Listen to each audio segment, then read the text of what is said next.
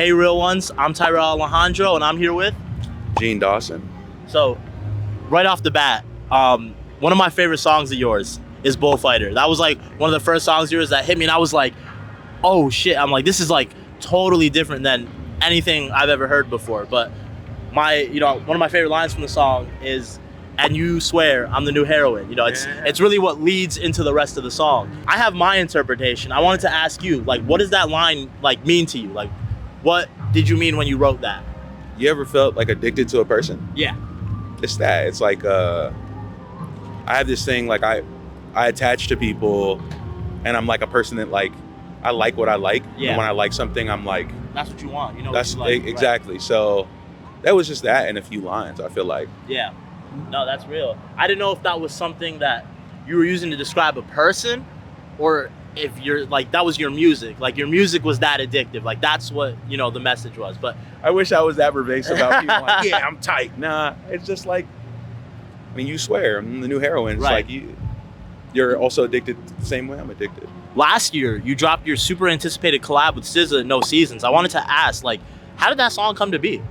SZA really loves music. And all the people that I like working with love music, right? But yeah, she DM'd me and was like, I love your music. And I was like, stop talking. It's crazy. And then she invited me to the studio and we worked on a bunch of stuff, and No Seasons was one of the products what came out of it. And I got there and she was, I don't know, it's like being in the presence of like a fucking God. Of royalty or God. Yeah. Like there's certain people when you like get around them, it's like you can't help but feel that way. Exactly. Yeah. Exactly. No, I totally understand. I'm from Jersey. SZA's from Jersey, so I have deep love for SZA. If I was even in the same room as her, I'd honestly pass out. So yeah, it was a lot. I commend you. It was a lot. She was being very sweet, and I was like, I don't know how to deal with none of this. Also, I'm like going to therapy to take compliments, and she was giving me a lot of them, and I was like, oh wow, oh, my brain's about to fry. Yeah. You're like, I'm not used to this, but that's super sweet. She sounds like a really nice person. I was reading on one of your past interviews, and you said during when talking about the making of Menthol, your Mac DeMarco collab, you said that you truly lost the ability to care about shit that you don't care about anymore. And I thought that was super interesting because I understood completely what you meant. And I wanted to ask, like, how does the freedom of not caring play out in your creative process now? I guess like an analogy would be, if you give me a plate of food, I'm gonna move everything I don't want to eat to the side. 100%. And like you would feel guilty because it's like, damn, I don't want to be rude.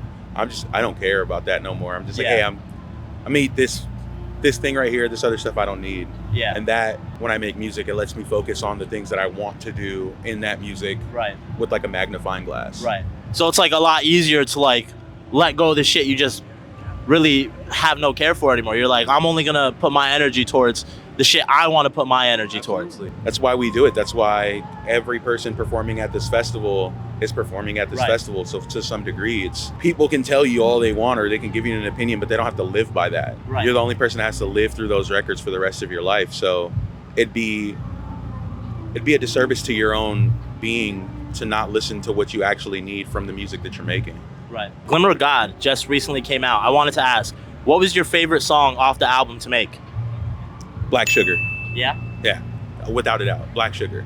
There was that, and then The Boy and the Swan, just like a beautiful ballad that was made after like a moment I had with my family that was like surreal. And but making Black Sugar was like, there was something in the studio that night. Yeah. It was like a spirit running around. That was just a feeling where you're like, yeah, that's one of them ones. Mm-hmm. Fire. And then I read that you studied film in college. I wanted to ask, what are your top 3 films? Ooh, my top 3 movies. I think I did this on another thing, and I was like fucking around. I want, in no particular order, Surf's Up. Okay. With Shia LaBeouf playing the penguin. Donnie Darko. Titanic. Titanic, that's James Cameron. No one's ever going to be mad with James Cameron in the top 3. Mm-mm. You could pick like 5 of his movies, they'd all be valid. Absolutely. Super fire. So I wanted to ask, how has your Mexican heritage been playing more of a part in your music lately? Because I know earlier this year you dropped your first like full-length song and like completely in Spanish. I always wanted to make music in Spanish, speak Spanish better than I speak English. I just didn't know what the identity of that music was going to be. Yeah. And I didn't want it to be derivative. All my music is derivative of something, but I didn't want to make Latin music that was derivative of something that I didn't live. So like I'm not gonna make cowboy music Right. if I grew up in the city. Right. And then I kind of found my footing and being like, oh, word, this is kind of how I want to perceive myself as like a Mexican man. It's cool, man. Like I go back home to Mexico often and I like see my family, and I come back home and I'm like inspired by different things where I'm like, wow, there's many songs, but like I've been really listening to a lot of Selena. Yeah. Oh my God. So like there's something there for me. No, that's super real. I want to ask, what are your thoughts between like going viral and like the intersection between music and social media that exists nowadays? Yeah. I think it's cool. I think it's like, it's our version of MTV.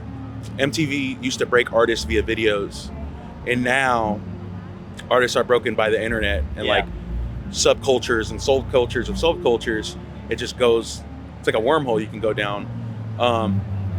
I think if anybody's like hits the lottery to go viral, and like that prompts their career to be very long, that's a beautiful thing. I think it's also probably very scary. Yeah. I've never had the moment happen to me, so like I've existed in like a very slow climb by my own hands, where I'm like, I want this to be my life, so there's no rush of skipping anything. Right. But it seems like a scary thing. But also, the people that have come from viral moments are, Post Malone. Right. Amazing. I love Post Malone. That came from White Iverson, but what it is now, it's like he fully got to like bring forward what he wanted to, and you can go down the list. I mean, Tyler the Creator, to some extent, was a viral moment when I was a kid, and it was like a new version of viral. Right. But the thing is, he's like, but it's viral. Yeah, but it was like, this isn't the thing I want you to focus on. I want you guys to notice the chord progression. Right. That's where you see the music guy. Yeah. It's like the viral stuff. Like you can say something crazy and go viral tomorrow, but it's like, how about I just show you what a string arrangement feels like? Finally, last thing, this is Real One, so we wanted to have you shout out a real one in your life. It could be anyone from your mom, a partner, a sibling. A real one. Shout out to SZA. That's a real one. Hell yeah.